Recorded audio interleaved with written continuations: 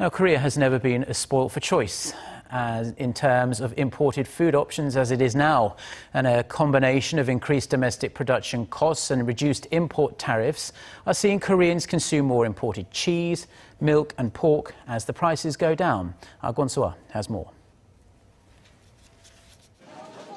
Koreans are tucking into more imported pork than ever before.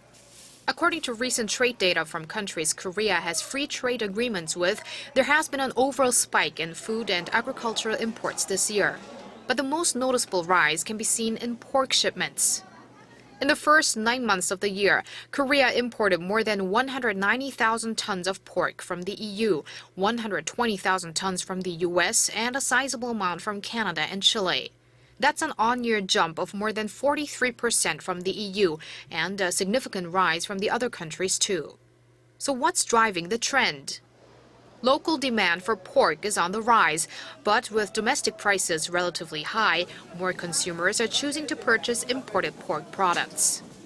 Also, as the years tick by, tariffs between trade-pact partners are being reduced, which is why experts believe domestic pork producers will have to cut their prices to entice consumers away from increasingly cheap pork from overseas. Pork consumption is expected to increase in Korea. Domestic production will go up as well. But with more cheaper imports coming in, Korea's dependency on local pork will drop even further. Demand for imported dairy products has increased too, as the average price of cheese has tumbled more than 10% on year.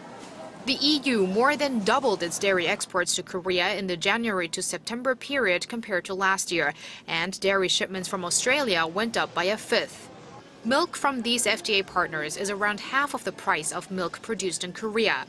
What's more is that milk from New Zealand is even cheaper, and the ink is just drying on Parliament's ratification of Seoul's free trade deal with Wellington. Kwon Soa, Arirang News.